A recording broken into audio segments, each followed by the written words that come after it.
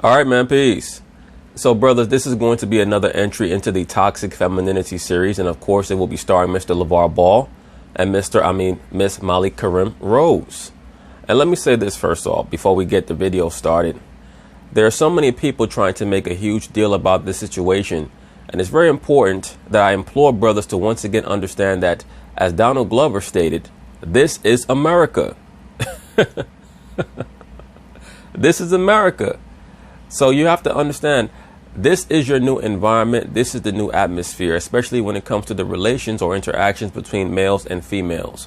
You always have to be on guard, especially in a so-called professional environment, a quote-unquote corporate environment. And corporate America is just high school 2.0. The woman by nature is an agent of chaos, and she will seek out chaos and anarchy whenever and wherever she can. So it will behoove the man or the male, whatever you are, to be as vigilant as possible. Even though a male will most likely not be vigilant, a male for the most part is going to fall into a lot of these traps. But when it comes to Mr. LeVar Ball, he is relatively free. He's liberated from the concept of the corporate world, which is Luciferian by nature. That's why he's like a blip in the matrix. He's someone who's kind of fallen through the cracks. And that's why we've seen other Luciferian advocates like Jamel Hill try to claim that LeVar Ball should no longer be allowed on TV. Isn't that interesting? She's supposed to be a freedom fighter, but she claims that LeVar Ball should not be allowed on TV for his alleged flirtation with Molly Qerim, even though I'm sure that we can pull up a lot of old footage of both Jamel Hill and Molly Qerim making sexually suggestive statements about men on their airwaves. I did a video a very long time ago, one of the early videos on my channel. I believe that it was around the time when they were talking about a female coach in the NBA. I believe that's what it was. It was Adam Silver wants a female coach in the NBA. So this was probably over 2 years ago. It was during the time when Jamel Hill and Michael Smith were still hosting SportsCenter. And they had 3 female sports analysts who were at that time under the employment of ESPN. One of them being Sarah Spain. I'm trying to remember who the other 2 were. It was 2 middle-aged Caucasian women. And prior to their segment of speaking about Adam Silver hiring a female coach or trying to get some of these owners to hire female coaches, there was a segment about the retired quarterback of the Chicago Bears, Jay Cutler, and his wife, Kristen Cavallari. And what Jay Cutler's wife had done, Kristen Cavallari, she had taken a photo of his backside. And all of those females on the set literally spent 5 minutes talking about Jay Cutler's backside, while Michael Smith had his head down in shame and embarrassment. There was no talk about how that was insensitive to men, how they were sexualizing a man. They just went about their business. But right now we're living in a time period where many of these liberal females, these Luciferian females, they're feeling the toxicity within themselves, and they have to expel it a certain way. I did a video a while back called "Are Liberal Women Obsessed with Sex?" And as opposed to people understanding that Molly Qerim came to the assumption that she came to when LeVar Ball made the statement that he made, because she is consumed by sex and she's also consumed by self-worship. She's so accustomed to people telling her how attractive she is that she naturally assumes that when a man says that he's ready to switch gears with her, which was a statement that she herself made, that it must be that he's trying to come on to her, despite the fact that LeVar Ball has always showed that not only is he a devoted husband, but that based on the choice that he made for a wife and a mother for his children, Molly Qerim is not his type. LeVar Ball was on record as stating that he planned on having children with a woman who was an athlete and who was 6 feet tall or taller to ensure that his sons would be 6'5" and up so that they could make it to the NBA. So why would he be trying to flirt with a quote unquote female on that show First Take who's about 5'2" and on a good day has no hips, no ass, silicone breasts, and 5 layers of makeup on her face? That makes no sense whatsoever. None. Other than the fact that Molly Qerim, who herself always throws herself at black men, believes that every black man wants her or is consumed with her, which is a phenomenon that's very common.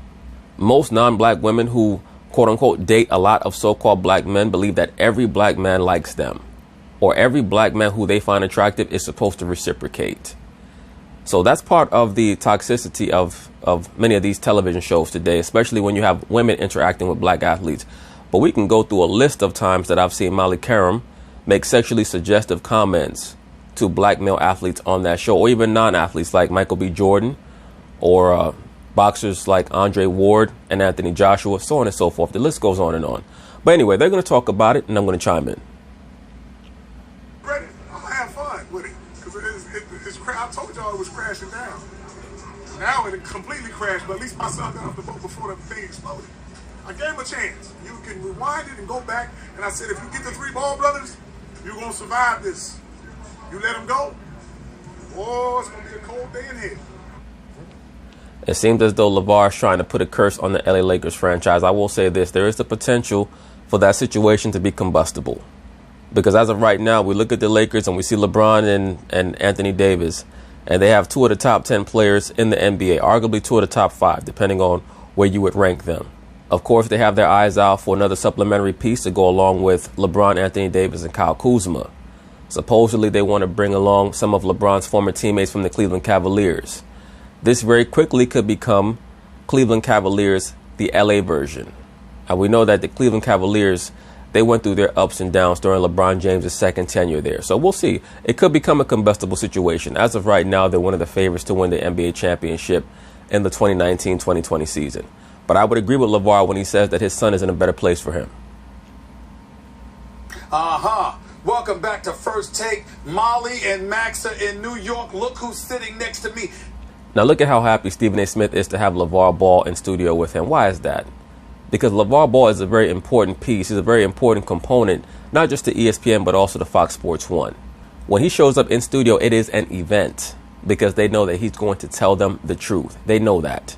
Once they move past the bluster about his sons and about himself, everything else that he states, especially when he puts a serious look on his face, is going to be the truth. They know it and everybody else knows it. Chime in just a second, make no mistake about it, but the one and only LaVar Ball. And the unabashed truth at that. He's unafraid. And once again, that's an offshoot of him not being implemented within the corporate system and having the corporate mindset. The corporate world is pure Luciferianism. Homosexual over the heterosexual, woman over the man. All that quote-unquote equality that they speak about is in name only. The so-called black man is at the very bottom of this society.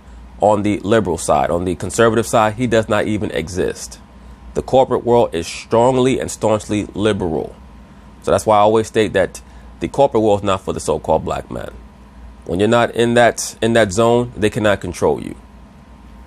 Big baller brand, father of Lonzo and LaMelo and LiAngelo, not necessarily in that order, of course. Welcome to the show. How are you this morning? Man, I'm good. Happy to be here. Yeah, I knew you'd say that, and I see you got that smile on your face. You got some explaining to do. LaVar got that. he got that golden smile on his face. Like I said, when his son first got drafted by the Lakers, you could tell that LaVar is a big Laker fan. Because his gums and his teeth match the Laker colors, purple and gold. Okay, let's get right into it, okay? First things first, the Lakers, because they traded your son. Yes. Career 10-point per game scorer. Average 9 points last year. Shooting 40% from the field, 32% from three-point range. That dude, because the Los Angeles Lakers don't have him, they'll never win a championship again. Explain yourself. The floor is yours. Ever. Explain it. I told you, they let go of the best thing they had going for them. No. I told them, if you get the ball, boys, you can survive this. Now you can't. But like I said before, these suckers, I'm playing chess. Y'all playing checkers. The best way to get Lonzo out of L.A. is I said, you know what? I don't like New Orleans. I don't like New Orleans. Lonzo ain't going nowhere. He's the best in the world. And LA Lakers ain't gonna never let him go. First thing they do is exactly what I want to do, let him go. Because it's raggedy over there. I agree with him. It does appear to be a raggedy setup with the LA Lakers right now. They don't seem to know what the hell they're doing. Led by that airhead, dizzy broad, Jeannie Bust Down Tatiana. That's her new name. It's not Jeannie Bust. I realize that Bust is not her last name. That's her middle name. Her real last name is Down Tatiana. Jeannie Bust Down Tatiana. Then the writing is on the new shirt that he gonna wear. It said no LA on it. So you're sitting here telling me that the reason why you said that Alonzo, you didn't want to be in New Orleans, and that, you know what, he ain't going anywhere, he'll never get traded from the Lakers, is because you wanted him traded from the Lakers? Exactly what I wanted to do. One of the best teams he gonna play on is New Orleans. Great. With him at the 1, Aaron at the 2, Ingram at the 3, Zion at the 4. Ingram with the... I agree with that. They're going to be a problem. They're going to be a problem. I'm not sure if they're going to re-sign Julius Randle, but don't be shocked. I'm not going to say that this is necessarily going to happen, but don't be shocked if 40 games into next season, the New Orleans Pelicans have a record somewhere around what the LA Lakers have. Don't be shocked by that. They're going to be a problem. They're going to be a team that, if everything comes together for them like it should, I could see them winning 45 games next year. Wouldn't shock me at all. It's at the 5. You get my boy them running teams like that, we're going to run loose. Did you feel that way before they acquired Zion? Oh, yes. Stop lying. Stop lying. I'm just that good. Stop lying. I'm that good.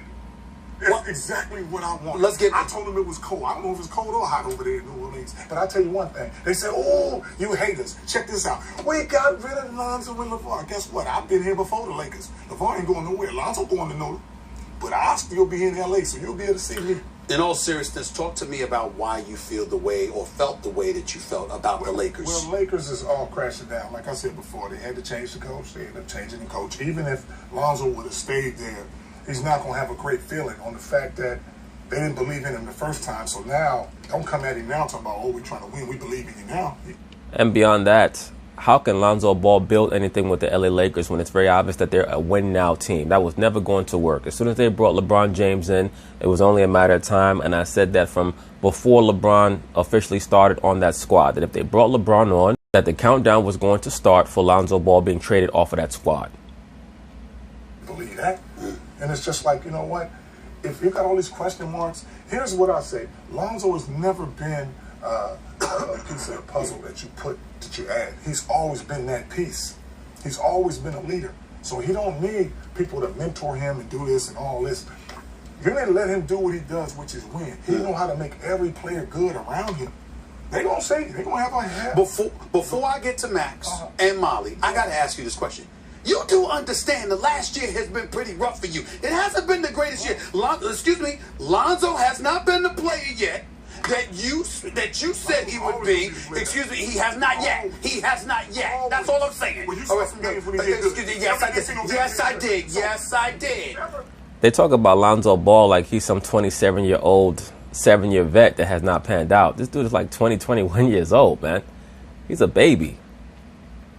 Giving him the opportunity. The reason he started doing better last year, because when everybody got hurt, you had to play him 35, 40 minutes. I said, do that from the beginning. If they would have played him and LeBron together for the whole duration in the beginning, they would have been winning and everything would have went fine. But when you start splitting them up and doing these things, and the guy at the top don't know how to run the team, the coach, like I said, they should have had magic coach. Your sons, LiAngelo, LaMelo, yes. You pulled one out of college, you pulled one out of high school. That seemed to be a bit ridiculous and extreme, LaVar. Well, it was just reported last week that there was a high schooler who decided that he was not going to go to college, that he was going to go play in Australia. But it didn't make big news because he said it himself. He didn't have a black father who said that I'm going to take my son away from the college program and send him overseas to Australia or to China or to Europe to play for a couple of seasons.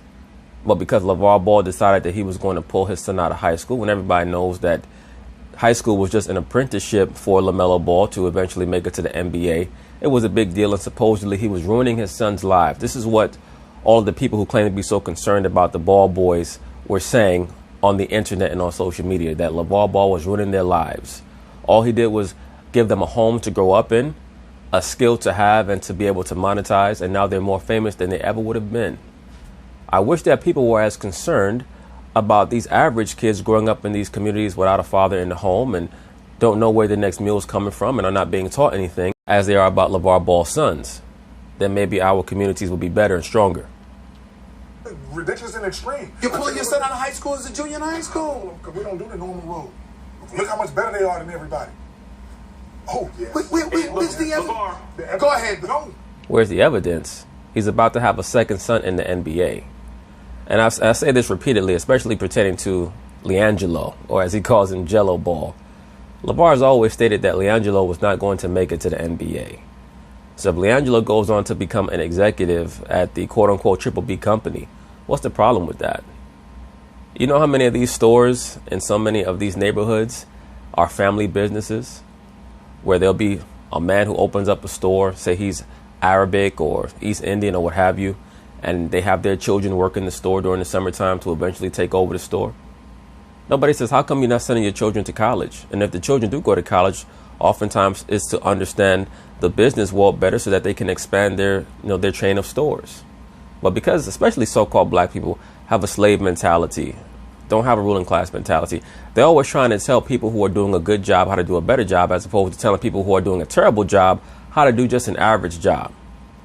All of these parental experts on television will refuse to tell the sisterhood of Kali, aka the goddess of death, also known as the black matriarchy.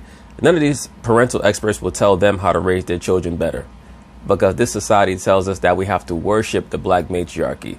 But they love talking to people like LaVar Ball and telling him what he should be doing better. I actually agree with you about a lot of your assessment about Lonzo. I think if he and LeBron had been playing together in fact, when Lonzo got hurt, even when LeBron got back, they couldn't win. He's a precocious player. I believe he's going to be an all-star in the not-too-distant future. He's still just very young. And I agree, hasn't been given the whole chance. But two things I want you to address. One, he can't stay healthy either season. And two, how... Well, LaVar Ball has addressed that in the past. He's blamed that on the Lakers training staff. And ironically, they have changed the training staff. Let him get to the NBA with a shot that jacked up. He's shooting under 50% from the line. Now, that's more valid. LaVar definitely deserves to be blamed for why his sons, because both LaMelo and Lonzo have jacked up shooting form, why they're shooting like that. LaMelo's going to have an issue as well, because he throws up a shot-put shot. I have no idea what that shot is.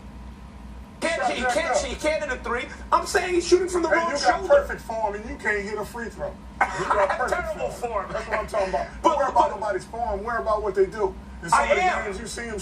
If you brothers get the opportunity, you have to see when Max Kellerman tried to dribble the basketball around some cones back when he was on that other ESPN show. That was the most awkward and unathletic thing I've ever seen anyone do. For a person who sits there all day talking about boxers and basketball players, this dude Max Kellerman has no athletic ability whatsoever. None. I mean, he was moving around those cones like someone who had 3 left feet, not just 2. It was embarrassing. Game, and you say when he played against the Spurs, you got to believe and let him do what he does. LaVar, and it's about knocking down shots when you're supposed to knock them down. Ain't no big deal. Look at that boy Van Fleet. Couldn't shoot to save his life. But now, at the end of this goddamn playoffs and the championship, he shoot the lights out. Well, I have to stop LaVar there for a moment, because the difference between Fred VanVleet and his son Lonzo Ball is that Fred VanVleet's shots just were not going in. His form was perfect. Lonzo's shots have no chance of going in because his form is terrible. Bang, bang. LaVar, I agree with you about... He said bang, bang. The bang must be the shot of the basketball bouncing off the back of the rim. I actually agree with you about most of your assessment about Lonzo. What I'm saying is, how do you address his shot? I'm talking about what happens. He's not going in a lot. His shot is fine. His shot is fine. Everybody. Then why is he shooting under 50% from the line? Then when he shoots the lights out in New Orleans, folks gonna be like, man, I knew he'd shoot. He gonna have the same raggedy form with that ball going in your face. Now I want to tell everybody, when he's shooting on the other side, holla. Molly, go ahead before I get back to him. Now, of course, this is going to be the moment where Molly Qerim decides that she's been sexually assaulted verbally by LaVar Ball. So let's see how this transpires. LaVar, can I switch gears with you because I have a question here. You can switch gears with me anytime. Let's stay focused here. Yes, let's stay focused. You need to stay focused because it's very obvious that your thoughts went directly to the black man's penis. And brothers, I cannot make this point strongly enough. Women are far more sexual than men are. Women have sex on their minds far more than men do. It's far more a part of their identity than it is men. And this is why I always state, when the woman tries to create this false narrative or concoct or perpetuate this false narrative that men have sexualized them, it's actually the opposite. Men have always gone to great lengths to desexualize the woman, because the man is a creature of order. So he understands that in order to maintain the dynamic of the husband and the wife has to be desexualized so that it will not encourage the covetousness of other men to try to bring anarchy into the rapport between himself and his wife. So that's why the man has always made sure that the woman dressed with attire going down to her feet, And, you know, in some cultures, women wear veils, so on and so forth. As soon as the woman was, quote unquote, liberated, the first thing that she did was embrace her sex goddess archetype, meaning show as much of her breasts and her ass as possible, wear clothes as tightly fitting as possible, because they lead with their sex altar. You understand? Deep down, the woman knows that her mental capacity is not what's going to grant great gain to her in this society. She knows that she's going to have to lead with her sex, and hope that because men or the viewing audience will fall under the allure of her sexual aspect, that maybe that will force them to listen to other things that she has to say. And Molly Qerim is no different. All she is another person on television posing, trying to lead with her sexual energy. Now, brothers, did you see how Molly Qerim, she closed her eyes and she had to try to see if she could compartmentalize how she believes that she was verbally sexually assaulted on air by LeVar Ball. When you dwell in a society like this that is based so much in optics and agendas, you always have to be cognizant of the women that are around you, whether it's in your workplace or in your personal life or whatever. Because the woman is a vessel by nature. She's a receiver by nature. That's why her sexual genitalia goes inside. She receives teachings far easier than men do. Men are far more likely to question things from the standpoint of rationale than the woman is. Therefore, the woman is far more easier to influence, and therefore she has to be monitored more than men do. Both men and women have to be monitored to a degree, but the woman is just all over the place. And right now she's in her own world. She's like, did this person really just say what he said to me? Did he really just put his hands on my breasts? Did he really just put his hand down the back of my pants like he's doing right now? Like her brain is going every which way right now just because of what LeVar Ball stated and what she inferred from it. Can you please explain to me what the biggest issue is? In your opinion, LeVar Ball's opinion, what is the... Now imagine if he responded to that by saying, of course I can explain to you what the biggest issue is. And she's like, are you talking about your penis? Oh my God. You see how easy it is to play that game, brothers? Biggest issues with the Lakers right now?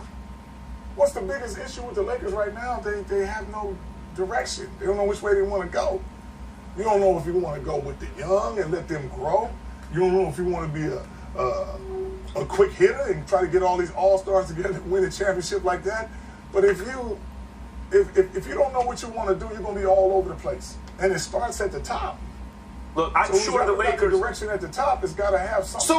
So is that your way of blaming whatever your son hasn't done thus far in the NBA on the Los Angeles Lakers? Well, the Lakers certainly deserve a lot of blame for a lot of the issues that Lonzo Ball has gone through. They have not created the best environment for him to flourish. You have a 19-year-old point guard that joins your team, and the coach wants to play games with his minutes. He's not being physically trained properly, and they're not running a real system. We know that Lonzo is a pass-first player. He's a pass-first player who's being asked to become a perimeter aspect of their offense because now he has to play in the LeBron James system. So like LeVar stated, they were not quite sure in what direction they were willing to go. But I have to disagree with him because with the trade, they pretty much declared where they're trying to go. They're a win-now team, and they have to be because they have LeBron. The dude is 35 years old, and the clock is ticking on LeBron James too. Right now, LeBron is like a sports car that's nearing the end of his mileage. You never know when those tires are going to blow. We just saw it happen in KD. I'm just asking. Nobody do what you want. It's your team. But I'm just telling you, the right things to do is the way I tell them to do it. And if you don't want to do it my way, try it your way and watch how it crash. Look, Go ahead, Max. I'm quite sure the Lakers wanted to hold on to Lonzo. If you talk to any smart executive around the league, they recognize he can be a really special player. He's just still very, very young, and he's already pretty good. But why do you get? I'm just curious. Why are you so salty about a trade? Look at Molly's face. Molly's still upset. Brothers, the main reason why she was so upset by what LeVar stated is because he's older and she does not find him attractive. I've mentioned this many times in previous videos. That's the reason why so many of those females out there in Hollywood were upset with Harvey Weinstein. It wasn't because of what he asked them to do to him or for him. It was because they were disgusted by his physical appearance. The woman is extremely carnal for the most part, and a two-dimensional thinker. Everything with them is about immediate gratification. They're definitely about the visual and the carnal. So I guarantee you, had this been Anthony Joshua who was talking to Molly Qerim, she would not have responded in the way that she did to LaVar Ball. That netted AD. Even you have to realize if AD is available. See, that's what you guys is failed to mess up on. Like I said, I'm very happy about the trade. Believe it or not, I'm glad he's at New Orleans. He got a hell of a team over there. For sure. When you get a coach that's going to be behind you, I like Alvin Gentry. I like him. Old trout mouth Alvin. Well, first of all, it's special to hear you actually say you like somebody. I think that's news in and of itself. Congratulations on it. I'm just saying, when it comes to basketball, you don't seem to like anybody as much as you like you. But let me get to this. Let me tell you something. I don't even like you, but I like the fact that you talk crazy sometimes. That's why I'm over here. You actually do. But I don't like you. Actually do. I ain't listening to you. Here's the deal. Let me ask you this question. In all seriousness, let's get serious here. I'm very big baller Brent. Now, Stephen A. Smith said, let's get serious here. And LaVar Ball responded with, I'm serious all the time. So it's very obvious that when he engages in conversation with people, the first thing that he does is repeat the statement that they made in order to activate himself. That's a part of his conversational technique. And anybody who's from certain environments, we all know dudes like LaVar Ball. Whether he was in the barbershop or he was at the basketball court or he was sitting on a park bench or you knew him from the job or he was your uncle or what have you. He didn't mean anything by that. He's not going to come on television and say, I want to switch gears with you, Molly Qerim, because you're just so unbelievably beautiful. I just want you so bad. I mean, once again, these people on television, they practice sorcery with that makeup. You have no idea what Molly Qerim looks like in real life. You really don't. A lot of these people that cats think are so drop dead gorgeous that they always talk about Kerry Champion and Molly Qerim and Joy Taylor. If you saw them walking down the street with no makeup on and just a pair of sweats and some sneakers, you say, who the hell is that? That person looked like a Ninja Turtle. Who the hell is that? And somebody say, oh, that's Jamel Hill. You say, what? Jamel Hill? That bro look like Donatello. Same thing with Molly Qerim. I promise you. You take all that makeup off her face, take off that waist trainer that she wears to first take every day to make herself look shapely, take off that push-up bra. It's a whole different story. I promise you that. She is nothing to be sought after. And once again, LaVar Ball has already shown that he's someone who plots and plans who he interacts with on that level.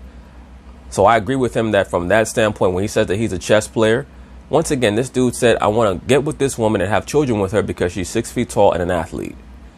So what the hell would he want with Molly Qerim? Talk to me. Alan Foster. Yes. $1.5 million. Yes. Missing. Lonzo Ball, as a result, takes himself, his brothers. They go away from the big baller brand. They go to Nike. Your thoughts, how do you explain everything that has transpired and how it has made you look in a lot of people's eyes in light of what happened? It's the media. The media says that my boys have went to Nike and stopped doing this. That's where you get these perceptions right here. When they talking all this crazy stuff, they sitting at the table and I'm making them pancakes and strawberries and eggs. Y'all don't even know about that. Big Baller Brand is a family brand. Family ain't going nowhere. But your son was the one. But your son, I understand. He's going to always be your son. This is what the thing is. When I break it down to him and make him understand things, it's just like I told him. He said something on TV. He said, Alan is like a second father. But when I make you realize, what you call a second father? Your mama ain't no, well, she's only been around 4 or 5 different men. I've been your only father. Now, let me ask you this. It made him realize, oh, I never should have said that. I said, has Alan ever picked you up from school? Ever took care of you when you were sick? Ever took you to the movies? Just because somebody took you down to the jewelry shop don't mean it's your father. I'm the only one who gave you father. Now, did you say... And let me say this before Stephen A. Smith asks his next question. And I've covered this concept or, this understanding in other videos about LaVar Ball and his son and this notion that he's been such a terrible father and what happened with the $1.5 million loss has created this irreparable fissure between himself and Lonzo. Better that Lonzo lose $1.5 million right now than be like Kevin Garnett or Tim Duncan and lose $80-90 million to some so-called business manager. But they don't make topics about that on these television shows. I wonder why that is. did you say this to This- Lonzo? I Hold said on, this I'm exactly saying, what I'm saying, did you say this to him before he went on Twitter, hashtag my own man, after he had pulled away from the big baller brand? Or did you say it to him He afterwards? didn't pull away. Like I said, everybody in a hasty mood, you're going to talk crazy. It's just like, say if I slap you in your face, you probably going to say, I'm going to kill him. But then you go home, you say, I can't kill LaVar because I'm going to jail for life then. Right. So in a hasty mode, when the quick mode, I'm like this when it happened. I said, you know what? The hell with Big Baller Brand. We're shutting everything down. Because I don't want Allen to be attached to nothing where he can say, oh, I helped him do that. And then I can't get no sleep. My wife can't get no sleep. And I said, you know what? Big Baller Brand is not Alan Foster. That's our family. Me and my wife thought of that before he even came in the picture. But just like I was so it's like, now he understands, like, you know what? Wait a minute, LaVar. How you here talking about your wife? I thought you wanted to have sex with Molly Qerim. Makes sense. Don't throw away something that you done. That's fair, but again, we can go to the big baller brand, or we can go to you taking LeAngelo out of UCLA and obviously taking him overseas, taking your son out of high school as a junior. There are people. I'm done. I'm going to give you a chance to answer that question. My question to you is this: people look at the combination of all of those things, Right. and they say, "What the hell is wrong with LaVar?" Has LaVar Ball over the last year reached a point where he thinks he's done anything wrong? I don't do nothing wrong. That's wrong. The point is this, though, Stephen A. Smith, and of course I'm going to let LaVar answer. But life is about moving forward. So when Stephen A. Smith asked LaVar Ball, do you think that you've done anything wrong? Really what he wants LaVar Ball to do is go through this shaming ritual on national TV that they love to see so-called black men go through. And we've seen this from Adrian Peterson to Ray Rice and so on and so forth. Whenever a so-called black man is accused of something, Reuben Foster, the assumption is that he did it, and whether he actually did it or not, the process and the protocol for their treatment is going to be the same. If you listen to ESPN or Fox Sports 1, you'd be forced to believe that there are no Caucasian male athletes that have any issues with money or with their wife or anything else, their decision making at all, because you don't see it on the national airwaves. But when it comes to these so-called black male athletes especially, supposedly they're all supposed to admit that they're so wrong about everything. And that's why I always, not to digress, this is why I always try to address this concept of the quote-unquote pro-blackness. Because the pro-blackness is just a component of Luciferianism. Black is not a race. It's not a history. It's not any of that. So when they have Black History Month, they're really giving you Slave History Month. That's really what they're giving you. And Post-Slavery History Month.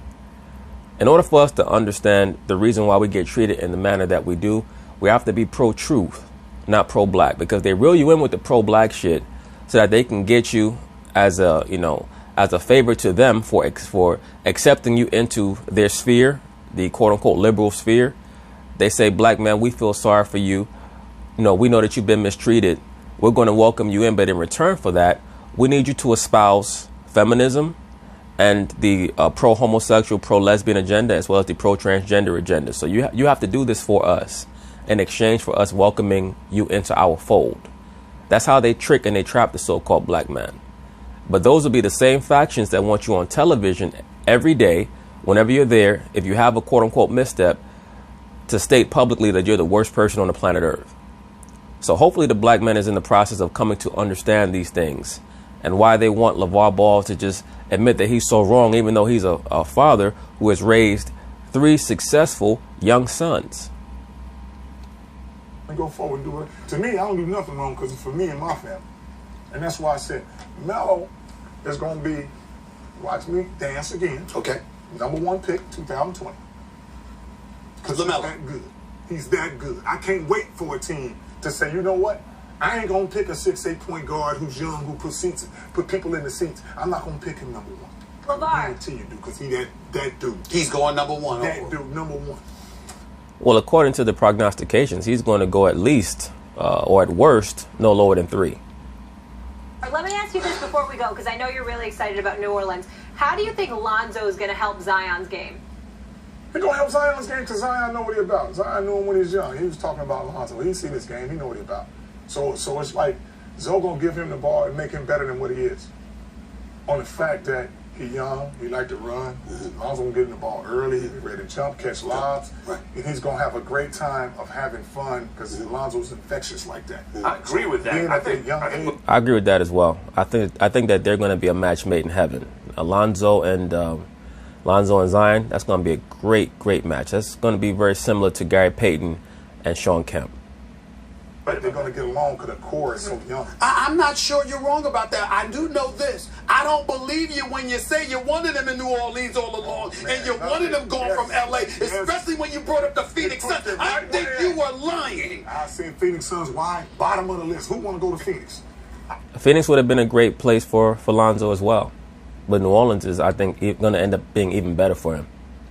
Put them there, boy. They did exactly what I wanted to do. Yeah. I love it. New Orleans. Just got to fix that shot, LaVar. Just got to fix that shot. We're going to fix the shot. Don't worry about it. We ain't got to fix the shot. Go in. No shame in your Other game. shoulder. No LaVar's shame going in to be your in the game. French I'll give you Quarter that. eating beignets or I'll however give you you pronounce that. those things, but they're good. I What's don't eat no seafood, cafe? but I'll find something with sweets out there. Yeah. Oh, be careful, LaVar. Don't say that you're going to find something with sweets after Molly Karam said what she said. She might think that you're talking about her vagina. Taking Do one all-star. cafe. I think that's All-star. what You it better is. be. He'll be an all-star next year. Don't worry about it. Yeah. All-star next year. You're looking for you. LaVar, appreciate you. Stay out of trouble. guaranteed. All right. All right. Molly told LaVar to stay out of trouble. How did he get in trouble? But anyway, brothers, that's basically it on that. Once again, this is really much ado about nothing. ESPN is trying to create this this narrative about how they've suspended LaVar. I don't know how you could suspend someone who's not working for you, as he himself stated in his response to that false notion. By the time the New Orleans Pelicans play the Lakers for the first time, it'll probably be in December or January, which would be the time that they would want to speak to LaVar Ball again. And they will speak to him again when the New Orleans Pelicans face the LA Lakers, because there's just going to be so many storylines just between those two teams. You have Zion and LeBron, Zion being the new LeBron. You have the big trade between the teams. You have the storyline about Zion claiming that he asked Anthony Davis for an autograph and Anthony Davis turned him down. Like, there's just so much going on there. Of course, they're going to speak to LaVar Ball. But anyway, peace.